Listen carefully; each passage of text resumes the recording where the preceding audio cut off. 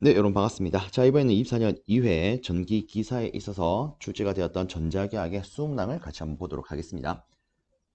첫 번째 문제를 보시면 다른 두 금속을 접속을 하고 여기다가 전류를 흘릴 때 두 금속의 양 접속점에서 열의 발생과 흡수가 일어나는 현상을 하고 물었습니다.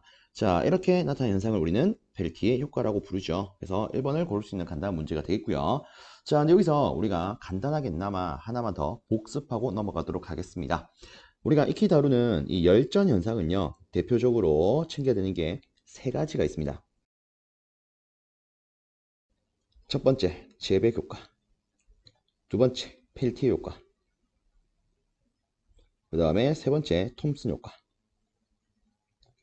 자, 일단 이 재백 효과와 펠티 효과 같은 경우에는 둘 다 여기 문제처럼 다른 두 금속을 접합을 한 기준이 됩니다. 자, 근데 여기 아래쪽에 있는 이 톰슨 형님 같은 경우에는 다른 두 금속이 아니라 동일한 두 금속을 접합하는 기준이 됩니다.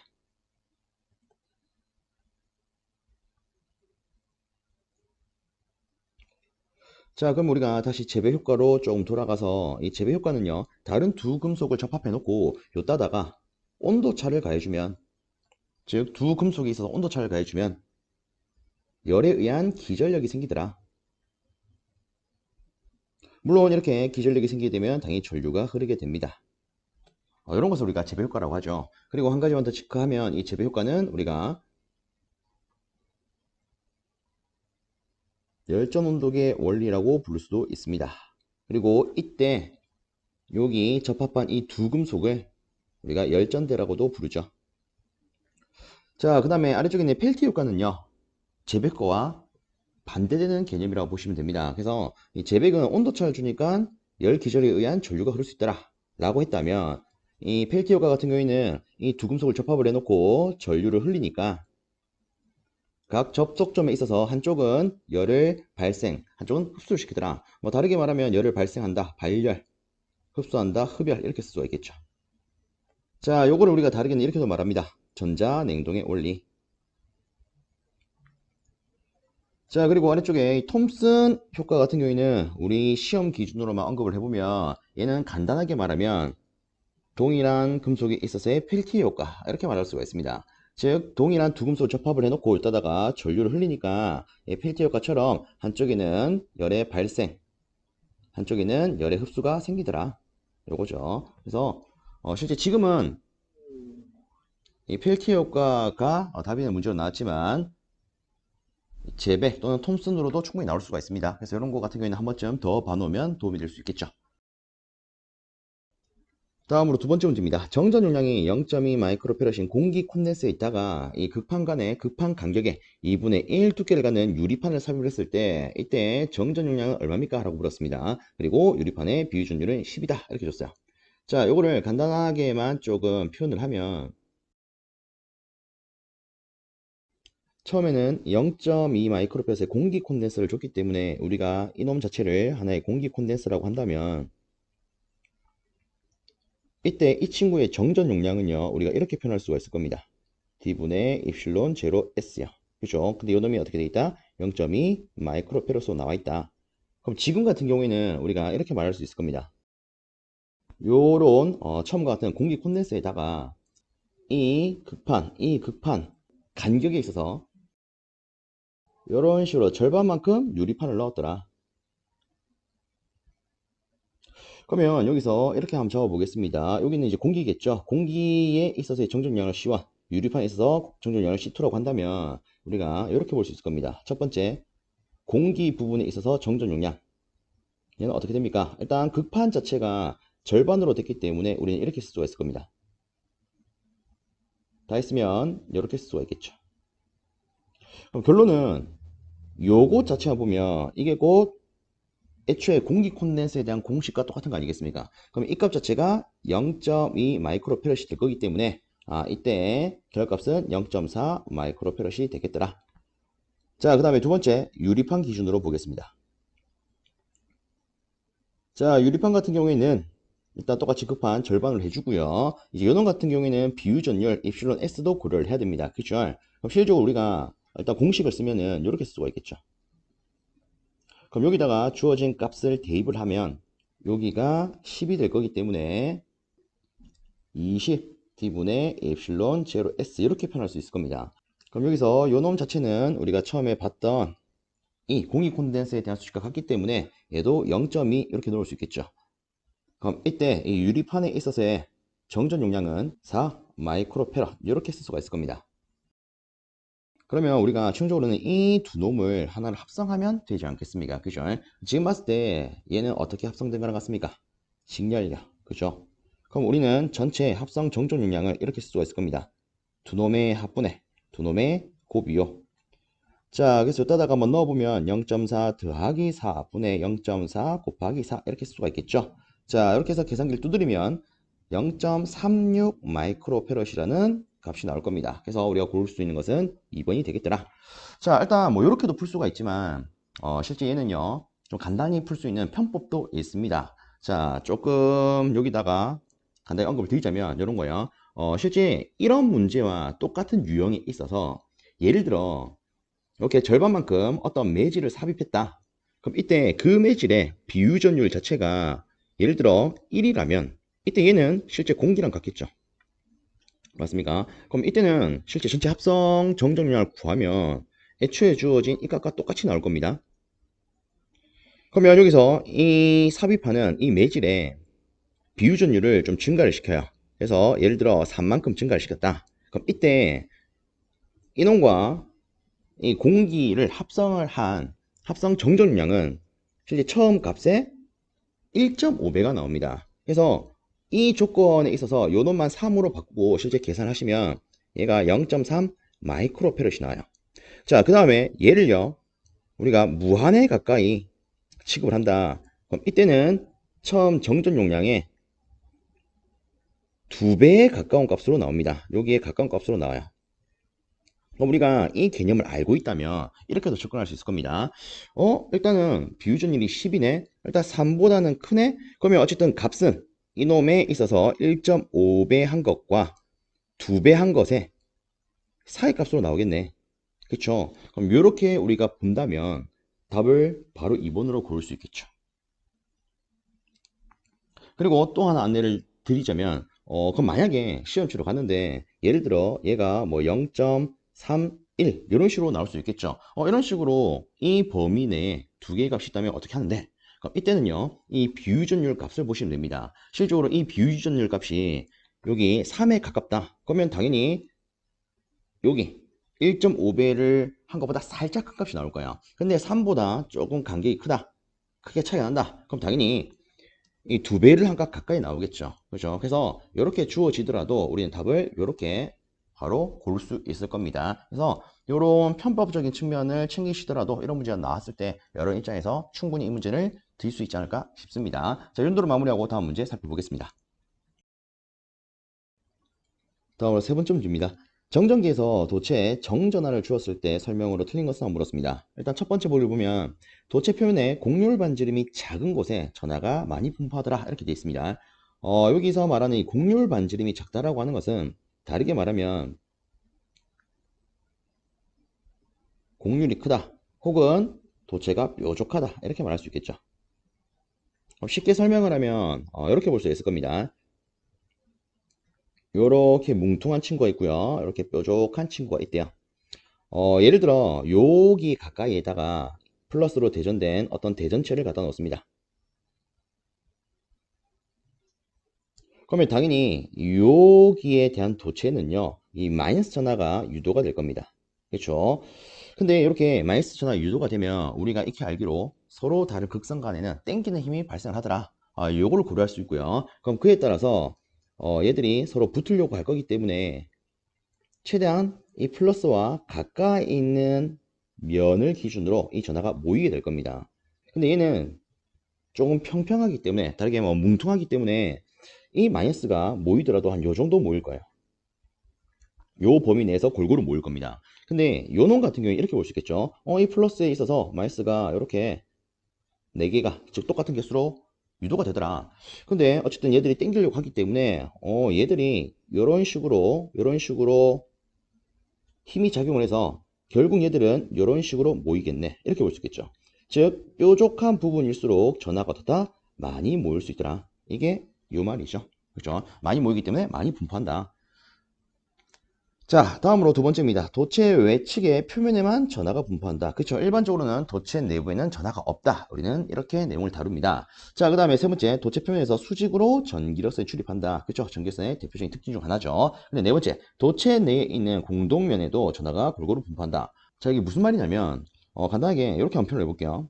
자, 여기 도체 내에 공동면이 있대요. 즉 비워진 면이 있대요. 이런 거라고 생각하시면 되겠습니다. 자, 그래서 예를 들어 우리가 이 도체를 대전시킵니다. 그럼 우리가 익히 알기로 우리가 뭐 요구할 때도 체크했었죠. 전하는요, 도체 내부에는 일반적으로 존재하지 않습니다. 전하는 도체 외부, 다르게 말하면 외측의 표면에만 분포를 해요. 그죠? 그래서 우리가 뭐 대전한다라고 치면은 전하는요, 이렇게 표면 측에만 분포를 할 겁니다. 그럼 당연히 내부에는 없을 거 아닙니까? 그러면 이런 공동면에도 전하가 없겠네, 이렇게 볼 수 있겠죠. 그래서 얘는 실제 틀린 말이 됩니다. 그래서 우리가 얘를 좀 정정하면 도체 내에 있는 공동면에는 전하가 분포하기 어렵다, 이렇게 볼 수 있겠죠. 그래서 이 문제 답은 4번이 되더라. 자, 다음으로 네 번째 문제입니다. 전자에 대한 설명으로 옳은 것은 물었어요. 야, 근데 이 보기를 보니까 뭡니까 이거? 야, 땀에 이거 허파 뒤집어질 것 같은데, 그죠? 솔직히 이 문제 같은 경우에는 제 개인적인 생각이지만 약간 변별력을 갖추기 위해서 뭐 틀리라고 내는 문제지 않나. 솔직히 우리 이런 거 뭐 페르미 준이라든가 이런 거 안 다루죠, 그죠? 실제로 얘는 전자 계열 과목에 대한 내용 아니겠습니까, 그죠? 그래서 요 같은 경우에는 여러분 입장에서는 그냥 참고적으로 보시면 어떨까 싶습니다. 이런 것도 나왔구나. 근데 크게 신경 쓸 필요는 없겠다. 일단 간단히만 언급을 드리자면 실제 이 도체 내 전자는요, 전도대에 페르미 준위까지 점유할 수가 있습니다. 그래서 옳은 것은 1번이요. 그리고 여기서 하나만 더 추가로 언급을 드리자면 이 페르미 준위는 뭡니까? 요 놈 같은 경우에는 전자의 존재 확률이 2분의 1 정도 되는 에너지 준위, 즉 에너지 레벨대라고 보시면 됩니다. 그래서 이런 게 있구나. 어떻게 참고적으로 봐주세요. 아시겠죠?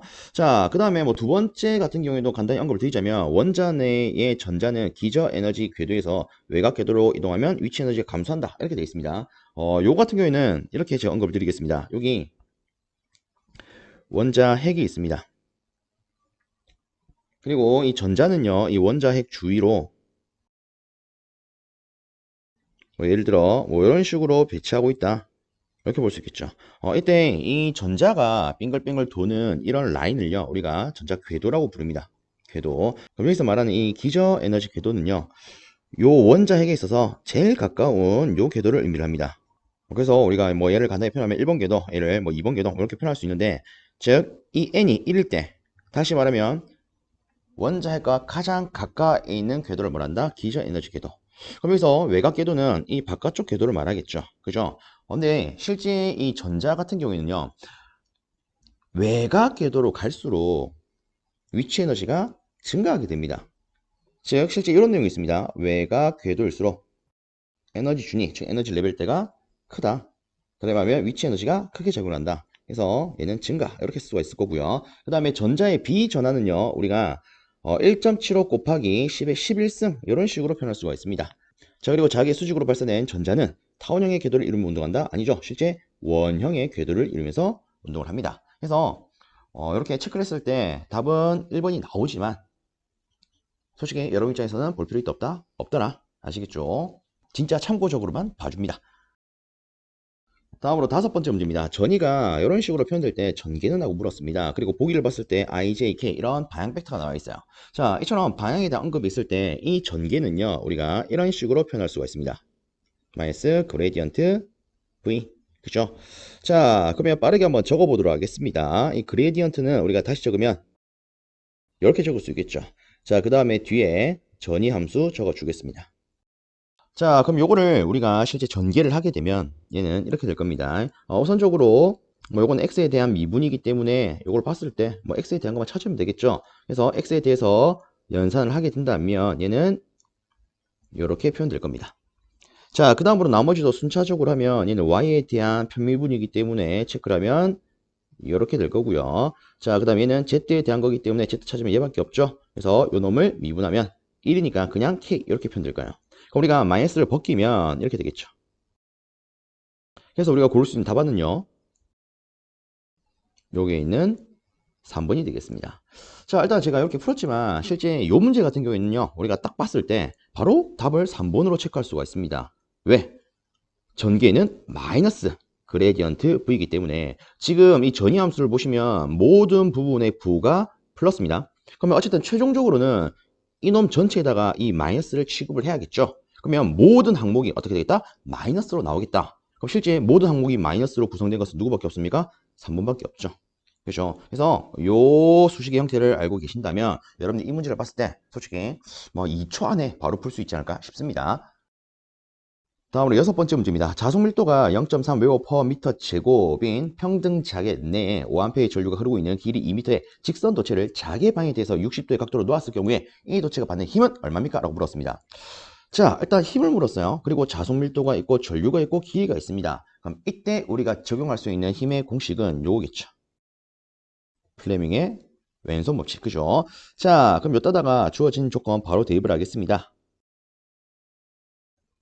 자, 요거를 여러분들이 갖고 있는 계산기에 두드리면 계산기에서는 대략적으로 2.6이라는 값을 뱉어내서 여러분들 3번을 답으로 고를 수 있으실 겁니다.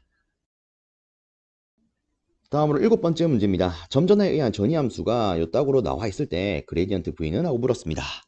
아, 조금 더럽다, 그죠? 자, 일단 요거 같은 경우에는 우리가 제대로 풀려면 이 분수함수의 미분 꼬라지를 알아야 됩니다. 예를 들어서 우리가 뭐 gx분의 fx라는 함수가 있대요. 얘를 x에 대해서 미분을 한다. 그럼 이때 결과식은 이렇게 쓸 수가 있습니다. 분모는 제곱하고요. 그 다음에 요놈을 봤을 때 분자는 먼저 한번 미분 때리고 분모는 그대로 곱하더라. 그리고 마이너스 해놓고 반대로 분자는 그대로 쓰고 분모는 미분해서 곱하더라. 실제 요거를 알면 얘를 조금 원활하게 풀 수 있습니다. 일단은 요 수식에다가 얘를 적용해서 한번 풀어보도록 하겠습니다. 자, 일단 우리가 구해야 되는 건 그레디언트 V죠. 그럼 요 같은 경우에 다시 한번 쓰면 이렇게 쓸 수가 있을 겁니다. 자, 그리고 전이함수를 쓰면 요렇게. 그럼 일단 우리가 얘를 봤을 때 요게 Z에 대한 편미분이 있어요. 근데 얘는 Z가 있다 없다 없습니다. 그럼 솔직히 우리가 얘는 고려할 필요가 없을 거예요. 자, 그러면 저는 조금 표현을 편안하게 하기 위해서 얘를 먼저 분배부터 하겠습니다. 그럼 이렇게 표현할 수 있겠죠. 자, 그럼 이렇게 해놓고 우리가 요 관계를 가지고 풀어내면 실제 이렇게 표현할 수 있습니다. 이 친구 같은 경우에는 일단 분모 이렇게 제곱을 때려주고 실제 이 분자가 1이죠. 그럼 얘를 미분하면 0이 될 겁니다. 그럼 0 해놓고 뭐 뒤에 거 어떤 값이든 간에 0이 있으면 뭐 곱해봤자 0이죠. 그럼 이렇게 취급하고 마이너스 하신 다음에 분자는 1이에요. 그럼 이제 분모를 미분한 것을 넣어야겠죠. 근데 우리는 지금 누구에 대해서 미분하겠다? x에 대해서 미분하겠다. 그러면 우리가 x에 대해서 미분할 거니까 얘만 보면 됩니다. 그래서 얘를 미분하면 2x 되겠죠. 자, 이와 똑같은 방식으로 뒤에 것도 우리가 풀어내면 얘는 이렇게 쓸 수가 있습니다. 그래서 요거를 다시 한 번 더 정리를 하면 이렇게 표현할 수 있겠죠. 자, 그래서 우리가 고를 수 있는 답안은 실질적으로 얘입니다. 요거를 우리가 마이너스로 묶어내면 이렇게 표현할 수 있겠죠. 자, 일단 제가 뭐 이렇게 풀었지만 솔직히 여러분들 입장에서는 요거 딱 봤을 때 숨이 턱 막히는 느낌을 받을 수 있습니다. 그럼 우리가 요 문제를 어떻게 갖고 하면 좋을까? 뭐 예를 들어 여러분들이 시험 치러 갔을 때 이 문제가 나왔다. 그냥 간단하게 이렇게만 들어갑시다. 이런 문제 나오면 일단 분모 어떻게 하고 제곱하고 각각을 따로 미분을 해보자. 그럼 2x, 2y 되겠죠? 그렇죠? 근데 여기서 x축 방향에 대한 방향 배터를 우리는 일반적으로 i 이렇게 표현합니다. 그래서 얘는 i 쓰고 얘는 y에 대한 방향이 필요할 것 같네. j 있습니다. 그리고 부호는 그냥 마이너스 붙여주더라. 이런 식으로 뭐 간단히 챙기는 게 어떨까 싶어요. 참고적으로 봐주십시오. 자, 다음으로 8번째 문제입니다. 다음 주 정전기와 정자기의 대응관계가 성립되는 것은? 하고 물었습니다. 일단 첫 번째 보시면 뭐 얘는 딱 봤을 때 전기에 있어서 쿨롱의 힘, 얘는 자기에 있어서 쿨롱의 힘처럼 보이는데 뭔가 오류가 있죠. 이 친구. 실제 두 놈이 대응관계로 성립하려면은 그냥 10의 4승이 되어야 합니다. 그렇죠?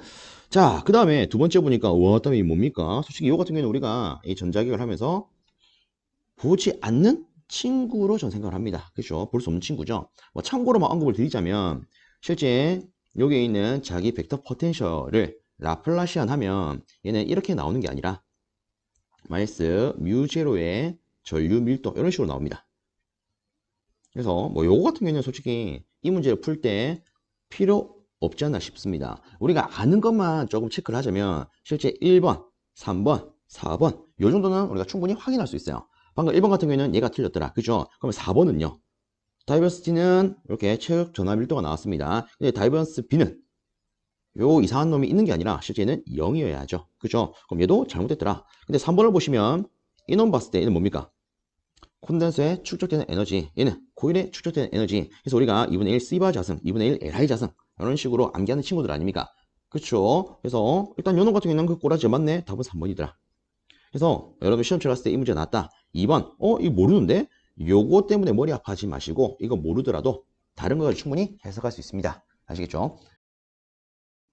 다음은 9번째 문제입니다. 공극이 이 델타로 주어진 강자성체로 된 환상 영구자석에서 성립한 시그널을 물었습니다. 단 L은 영구자석의 길이고 L은 이 공극의 길이 델타보다 겁나게 크답니다. 그리고 자석 밀도와 자기에 있는 각각 이런 식으로 표현된다라고 친절하게 줬습니다.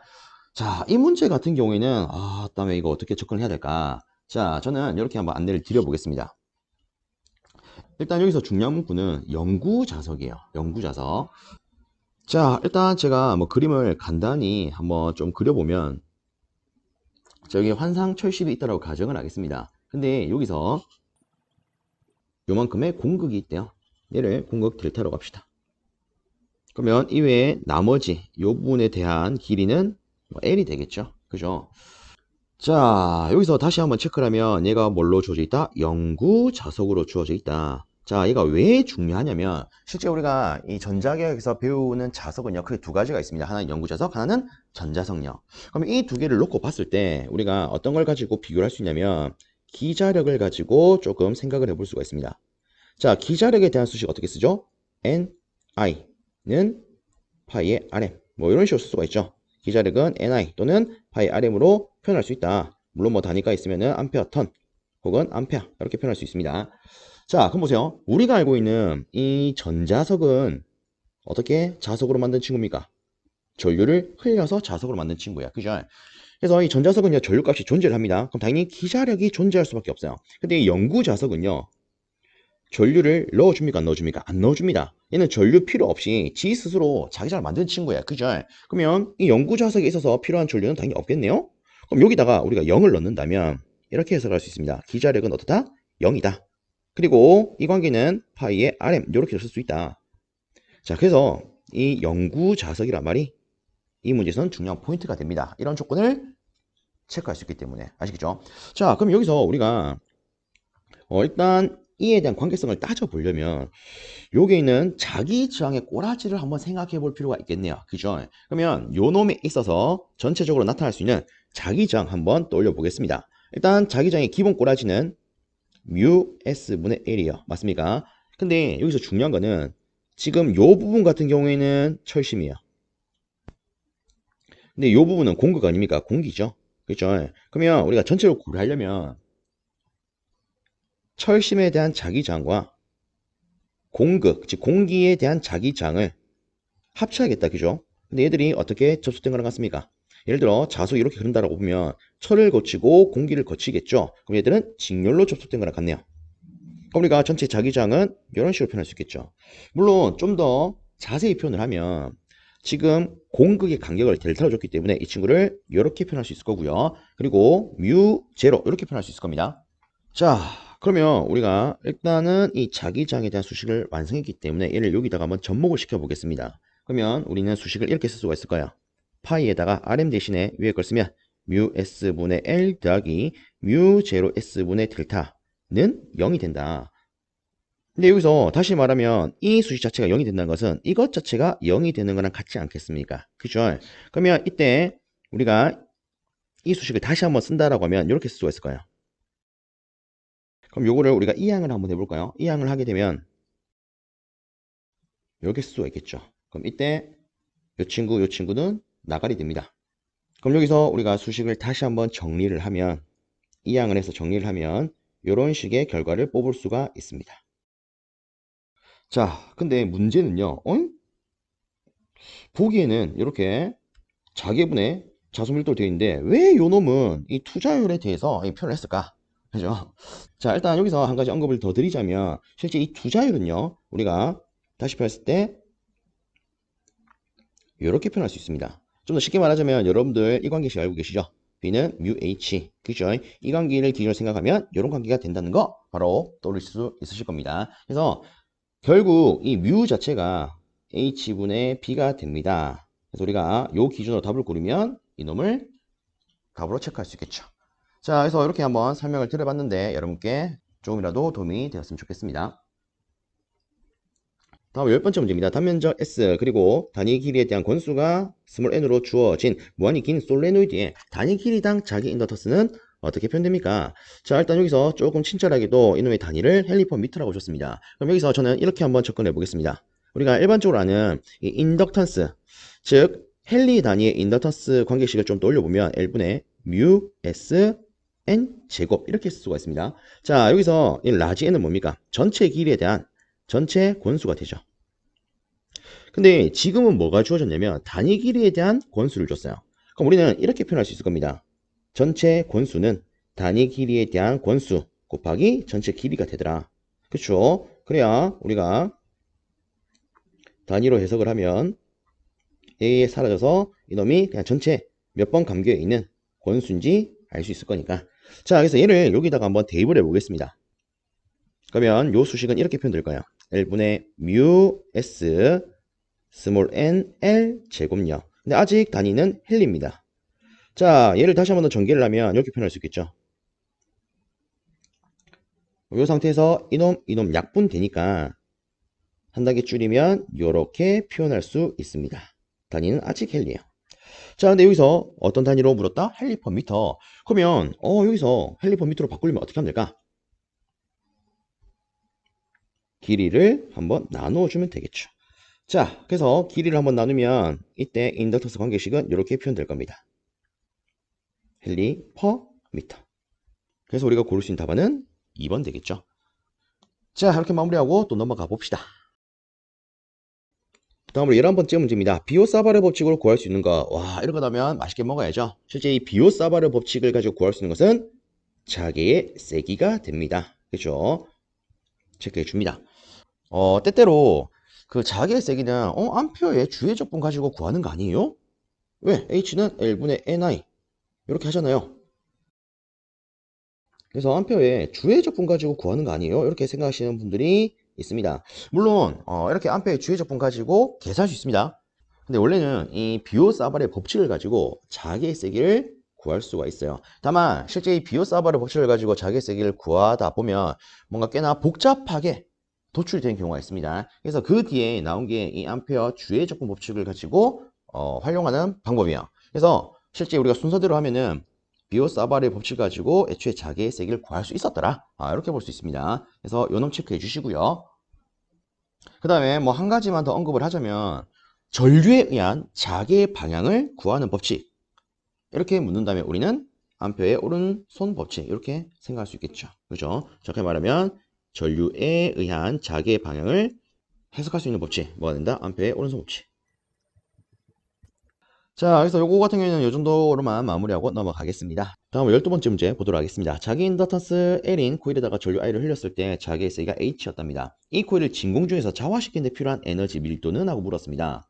자, 일단 이 문제에서 가장 큰 키포인트는 요거라고 저는 생각합니다.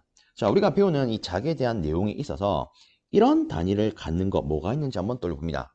실제 우리가 이런 단위를 갖는 것을 여기 있는 에너지 밀도라고도 부를 수 있지만 체력당 축적되는 에너지 이렇게도 부를 수가 있죠. 그래서 그에 대해서 우리가 한번 떠올려 보면 2분의 1 mu h 제곱이 있더라. 요거죠. 만약에 시험 문제에 그냥 전체 축적되는 에너지 줄이라는 단위로 준다면 우리는 2분의 1 에라이 자슴 요거를 돌릴 수 있을 겁니다. 근데 어쨌든 지금은 단위 자체가 요거 아니겠습니까? 그럼 당연히 요걸 돌려야겠죠. 그래서 우리가 고를 수 있는 답안은 당연히 3번이 될 겁니다. 다음으로 13번째 문제입니다. 반지름이 Am인 구도체 중심으로부터 5m 떨어진 지점의 전위가 2V였답니다. 이때 공간 전화 밀도는 얼마예요? 라고 물었습니다. 요거 같은 경우에는 어떻게 접근을 해야 될까? 자, 저는 이렇게 보겠습니다. 전위가 주어졌어요. 그쵸? 그러면 우리 이렇게 한번 생각해 봅시다. 전위에 대한 기본식 4 파이 입실론 r분의 q 요 놈요. 자, 그리고 우리가 이때 q를 좀 생각하면 이때 q의 단위가 뭡니까? 전체 전하량 쿨롱이 되죠. 근데 우리한테 필요한 것은 지금 공간 전하 밀도. 뭐라? 요게 조금 오타네요. 자, 죄송합니다. 요게 쿨롱 퍼 미터 3승이 되어야 됩니다. 자, 그러면 어쨌든 우리한테 필요한 건 요거죠. 그러면 얘를요, 우리는 이렇게 수정할 수도 있습니다. 자, 여기서 이 스몰 q가 뭐냐? 바로 공간 전하 밀도입니다. 그리고 이 공간 전하 밀도를요, 우리는 다르게 최적 전하 밀도라고도 부르죠. 이때 단위가 어떻게 된다? 쿨롱 퍼 미터의 3승이 된다. 자, 그러면 이때 이 V는 뭡니까? 이 스몰 V는요, 최적을 의미를 합니다. 그래서 이 두 개를 곱하면 당연히 전체 전하량인 쿨롱의 단위가 나오겠죠. 그죠? 자, 그래서 이 문제 같은 경우에는 여기에 주어진 이 전위라는 이 단어를 가지고 이런 수식을 또 올려서 그리고 우리가 구하고자 하는 거 이놈의 단위를 가지고 이렇게 바꾸어서 풀어나갈 수 있는 문제가 되겠습니다. 자, 그러면 제가 필요한 이 공간 전하 밀도에 대한 수식으로 조금 변형을 시키겠습니다. 그럼 이렇게 쓸 수가 있겠죠. 맞나요? 자, 근데 여기서 여러분들이 한 가지만 더 생각을 하시면 좋은 게 이런 게 있습니다. 지금 문제를 봤을 때 이놈의 반지름이 얼마라고요? 1m라고요. 그리고 추가적으로 준 게 이 구 중심으로부터 5m 떨어진 곳의 전위가 2V라고 줬습니다. 그러면 실상 이 전위를 계산하기 위해서 필요한 전하는 어디에 있겠습니까? 당연히 이 구도체에 있겠죠. 맞나요? 그러면 저 보세요. 우리가 앞에 이 전하를 이렇게 좀 분리를 한 거 아니겠습니까? 그럼 당연히 일단 요 놈에 대한 값은 그 기준이 뭐가 되겠다? 여기에 대한 게 되겠다. 이렇게 해석할 수가 있습니다. 아시겠습니까? 그러면 우리가 이렇게 한번 칙을 해봅시다. 여기다가 일단 값을 넣을 건데 우선에 이 최적에 대한 것도 조금 변형할 필요가 있습니다. 우리가 9의 최적은 어떻게 표현할 수 있다? 3분의 4 파이 반지름 3승으로 취급할 수 있다. 근데 저는 여기 있는 r과 구분하기 위해서 a라고 놓을게요. 아시겠죠? 그러면 우리가 방금 했던 대로 지금 요 성분 자체가 어디를 기준한다? 요 9를 기준한다. 그죠? 그럼 당연히 이에 대한 a 값은 뭐가 되겠습니까? 이 9의 반지름이 될 겁니다. 그럼 얘는 1이 되겠죠. 그럼 여기 있는 r은 뭘까요? 실제 우리가 다루기로 이 전위에 있어서 이 r은 측정 지점에 대한 거리 아니겠습니까? 그죠? 근데 얘가 2V일 때 그 측정 지점이 어디였다? 5m였다. 그럼 얘는 5가 될 겁니다. 그래서 우리가 여기다가 수식을 집어넣으면 이렇게 쓸 수가 있을 거예요. 3분의 4 파이 곱하기 1의 3승 분의 4 파이 입실론. 그리고 지금 여기 지문을 봤을 때 매지에 대한 언급이 없습니다. 그럼 우리는 기본적으로 공기를 기준으로 해석할 수 있겠죠. 아니야 다를까 보기를 봤을 때도 입실론 제로가 되어 있다 그죠? 그래서 이렇게 바로 바꾸겠습니다. 그 다음에 여기 있는 거리는 5m 기준이더라. 그리고 전위는 2였더라. 그럼 이렇게 놓으면 이 친구 약분 될 거예요. 그래서 우리가 이 수식을 정리하게 되면은 30 입실론 제로더라. 이런 값을 뽑아낼 수 있겠죠. 그래서 이 문제에 대한 답은 4번이 되겠습니다. 그래서 이런 식으로 접근할 수 있겠더라. 체크해 주시고요. 다음 문제 살펴볼게요. 자, 다음으로 14번째 문제입니다. 전하 Q가 진공 중 자개 H의 수직 방향으로 V m/s의 속도로 움직일 때 받는 힘은 얼마입니까? 라고 물었습니다. 자, 일단 여기서 우리가 체크를 해야 되는 것은 전하가 운동할 때 받는 힘, 요거야. 다르게 말하면 속도로 움직일 때 받는 힘. 이때 힘을 우리는 뭐라고 하냐면 로렌츠의 힘이라고 부를 수 있습니다. 자, 이 로렌츠의 힘은요. 저는 보통 이렇게 안내를 드립니다. 바, 비, q, 9e. 그래서 다시 한번 쓰면 바, 비, q, 9e. 이렇게 하면 좀 편하겠죠. 근데 지금 지문에 있어서는 전기에 대한 조건을 안 줬어요. 그죠? 우리가 굳이 따지면 얘는 자기에 대한 거, 얘는 전기에 대한 거 아닙니까? 전기에 대한 조건이 없기 때문에 얘는 무시할 수 있죠. 그럼 여기서 얘를 한 번 더 풀어내면 얘는 이렇게 쓸 수가 있을 겁니다. 자, 근데 여기서 또 하나 체크를 하면 무슨 방향? 수직 방향으로 줬어요. 다르게 말하면 90도 아니겠습니까? 그러면 여기 각도에다가 90을 넣으면 얘는 1이니까 필요 없죠. 그래서 다 있으면 이때 받는 힘은요. 우리가 이렇게 쓸 수가 있습니다. 그리고 한 가지 더 우리가 앞에 다른 문제를 할 때 했지만 이 자속 밀도는 h로 표현할 수가 있죠. 그러면 얘는 이렇게 표현할 수 있겠네요. 그래서 이 꼬라지를 갖는 걸 찾으면 답은 4번 됩니다. 자, 다음으로 아래쪽에 있는 15번째 문제 보도록 하겠습니다. 다음 중 전속 밀도에 대한 설명으로 가장 옳은 것은 하고 물었습니다. 자, 일단 우리가 여기 있는 보기를 봤을 때 실제 답으로 체크할 수 있는 것은 이런 겁니다. 전속 밀도는 유전체와 관계없이 크기가 일정하다. 자, 그럼 요거에 대해서 간단히 언급을 드리겠습니다. 실제 이 유전체와 관계없다라는 말은 이거 아니겠습니까? 어떤 매질에 따라서 어떤 유전체냐에 따라서 실질적으로 비유전율이 달라지게 됩니다. 즉, 얘는 다르게 말을 하면 비유전율과 관계없이 이렇게 표현할 수 있습니다. 근데 우리가 알기로 이 전속 밀도는요, 반대표현했을 때 S분의 Q 이렇게 표현할 수 있죠. 즉 비유전율과 관계 있다 없다? 없더라. 다르게 말하면 매질과 관계 있다 없다? 없더라. 그래서 매질과 관계없이 항상 일정한 값을 갖는 게 이 전속 밀도가 됩니다. 요거 체크를 해주세요.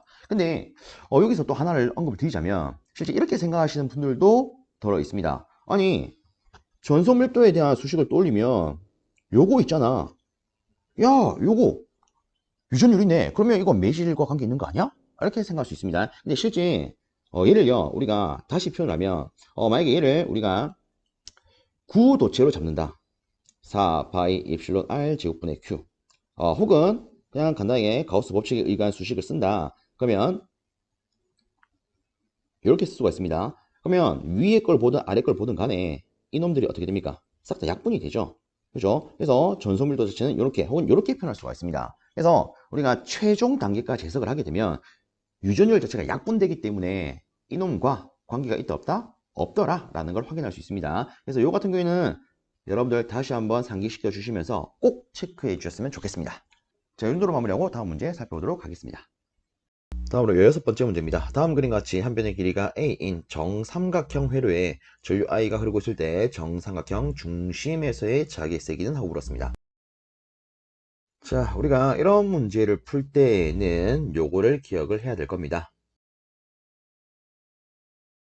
자, 이놈에 대한 수식을 쓰면 우리는 얘를 이렇게 쓸 수가 있습니다. 파이 L분의 ni 곱하기 사인 n분의 파이 그리고 탄젠트 n분의 파이. 그래서 실사 요 앞에 있는 이 파이분의 n을 뒤집어서 여기에 넣는 형태로 조금 챙긴다면 이 수식을 비교적 쉽게 좀 챙길 수 있지 않을까 싶습니다. 자, 어쨌든 지금 주어진 기준하에서 한번 풀어보면 얘가 정삼각형이기 때문에 n에는 우리가 3을 넣으면 될 겁니다. 그럼 이 기준하에서 자기의 세기는 이렇게 표현할 수 있겠죠. 일단 파이에다가 한 변의 길이를 지금 문제에서는 a라고 줬기 때문에 이렇게 쓰겠습니다. 그리고 3i 그 다음으로 사인 3분의 파이 탄젠트 3분의 파이 이렇게 표현되겠죠. 자, 이 상태에서 이 사인 3분의 파이를 조금 생각을 해보면 여기서 3분의 파이는 우리가 60분법으로 표현하면 60도가 되죠. 그래도 60도 이렇게 표현될 겁니다. 자, 그럼 여기서 사인 60은 우리가 2분의 루트 3으로 표현할 수가 있고 탄젠트 60도는 루트 3으로 표현할 수가 있습니다. 그러면 요거를 활용해서 우리가 수식을 좀 정리를 하면 이렇게 표현할 수 있겠죠. 분모는 2파이 a 분자는 3 루트 3 루트 3이니까 9 될 거고요. 나머지 i 쓰면 되겠더라. 그래서 우리가 답으로 고를 수 있는 것은 여기 있는 4번 되겠습니다. 다음으로 7번째 문제입니다. 유도 기전력의 설명이 틀린 것은 하고 물었습니다. 자, 일단 보기를 순차적으로 한번 살펴보면 첫 번째, 시간에 대해 변하는 자기장 내에 있는 폐회로의 기전력이 유기가 되어서 유도 전류가 흐른다. 그렇죠? 일단 시간에 대해서 변하는 자기장 내에 도체가 있으면 기전력이 유기가 됩니다. 근데 여기 있는 것처럼 폐회로라면 이 기전력으로 인한 전류가 흐를 수 있겠죠. 그럼 얘는 맞는 말. 자, 근데 두 번째, 기전력의 크기는 도체 세교 자속의 양과 같다. 즉 시간당 세교 자속량이 클수록 이에 대한 반작용이 커져서 유도 기전력의 크기가 크신다. 실제 이 같은 경우에는 우리 그 전자유도 법칙을 떠올리면 이렇게 표현할 수 있죠. 그럼 여기서 이것 자체가 뭐가 됩니까?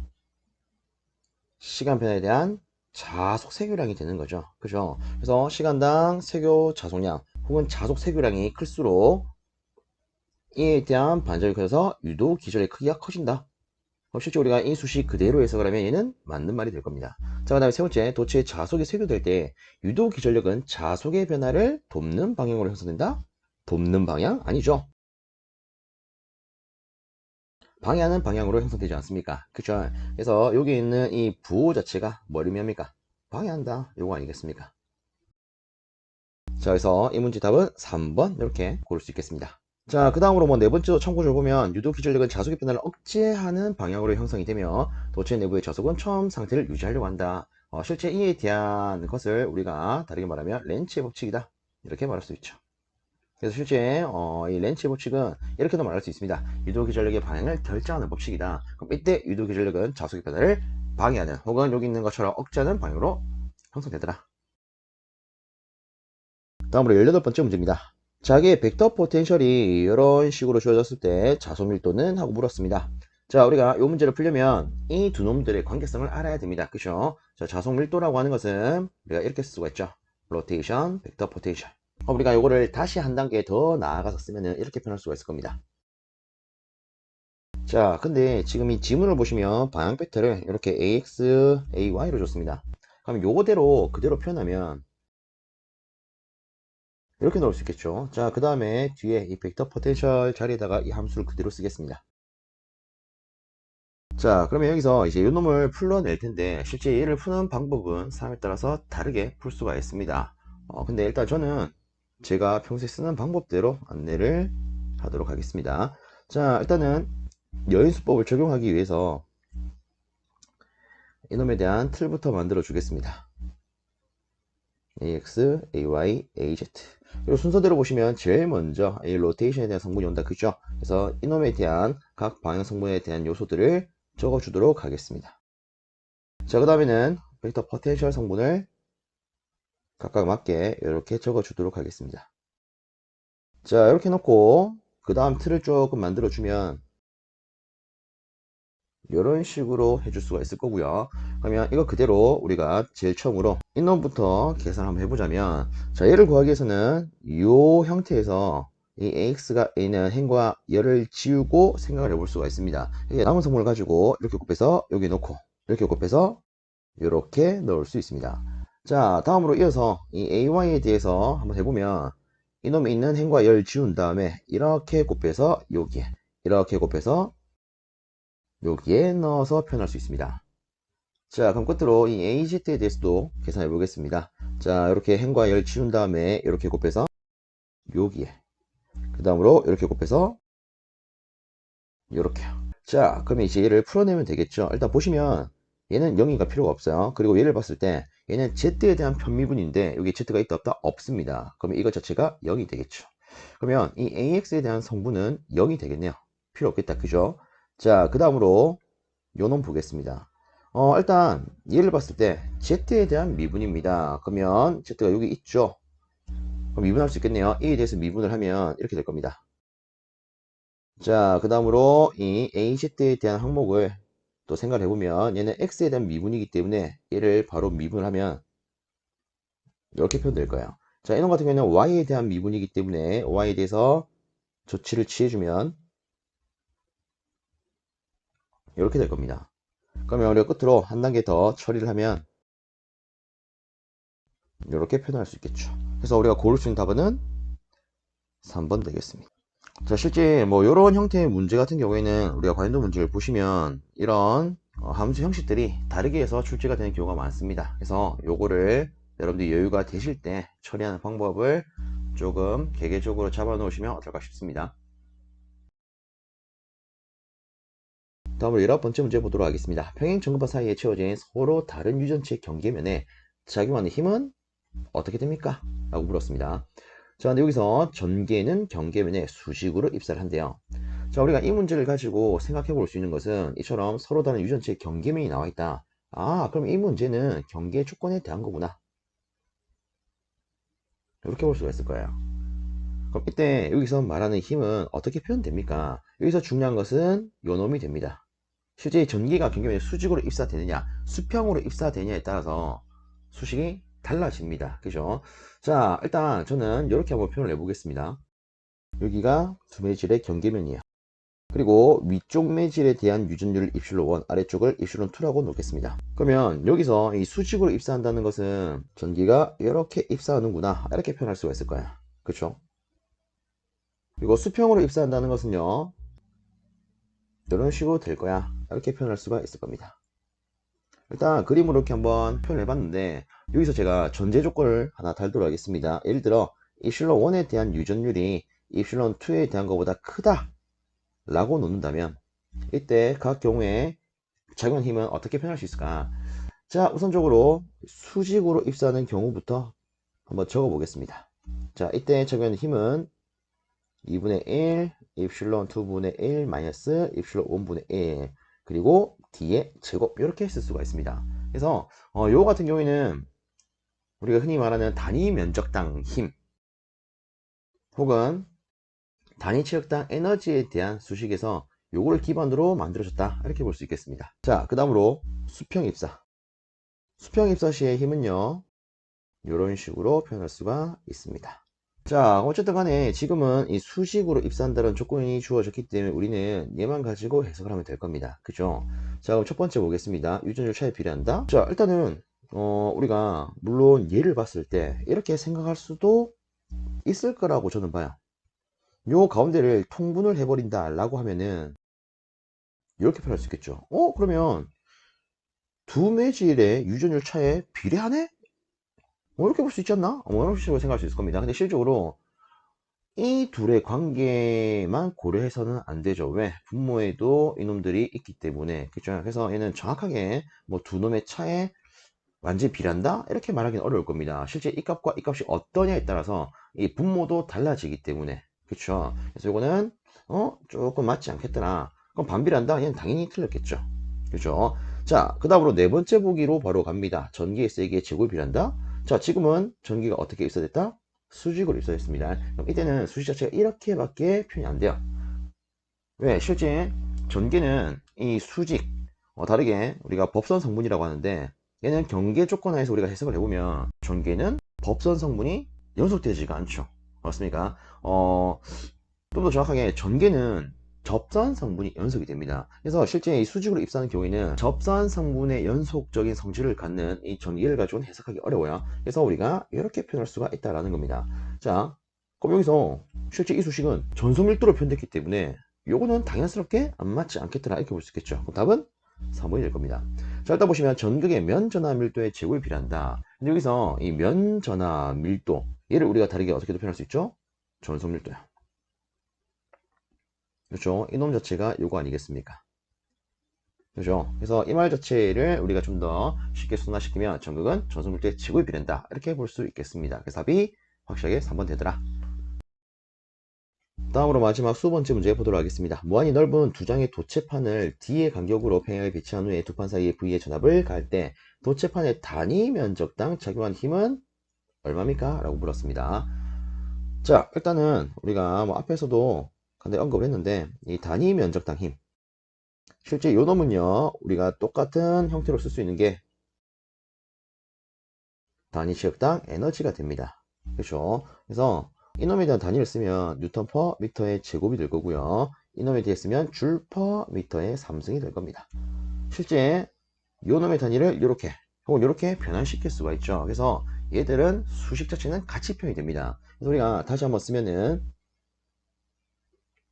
첫 번째로 2분의 1 입실론 2의 제곱으로 쓸 수도 있고요.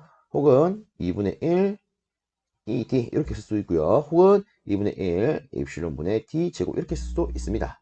근데 지금 여기서 우리가 주어진 요소를 조금 보면 거리에 대한 개념과 전압에 대한 개념이 나와 있습니다. 근데 실상 우리가 요 두 개를 가지고 무엇을 만들어낼 수 있냐면 바로 전기예요. 왜? 전기에는 이렇게 표현할 수 있기 때문에. 그죠? 자, 그러면 우리가 요 세 개 중에서 뭘 쓰면 되겠다? 1을 쓰면 되겠다. 그래서 이 단위 면적당 힘은요, 2분의 1 입실론 2의 제곱으로 표현할 수 있는데, 지금은 제가 방금 체크했다시피 이렇게 조건이 주어졌기 때문에 바로 이렇게 표현할 수 있겠습니다. 그래서 우리가 고를 수 있는 답안은 이 꼬라지죠. 그래서 보기상에서 고르면 이놈이 답이 될 겁니다. 물론 좀 더 정확하게 말하면 유중률이 입실론 제로로 주어졌기 때문에 이런 식으로 표현하면 되겠죠. 자, 이렇게 하면 요번에 출제가 되었던 이 수문 문항이 끝이 납니다. 그래서 이 영상이 모쪼록 앞으로 시험을 준비하는 많은 분들께 조금이라도 도움이 되었으면 좋겠습니다. 여러분들 수고 많으셨습니다.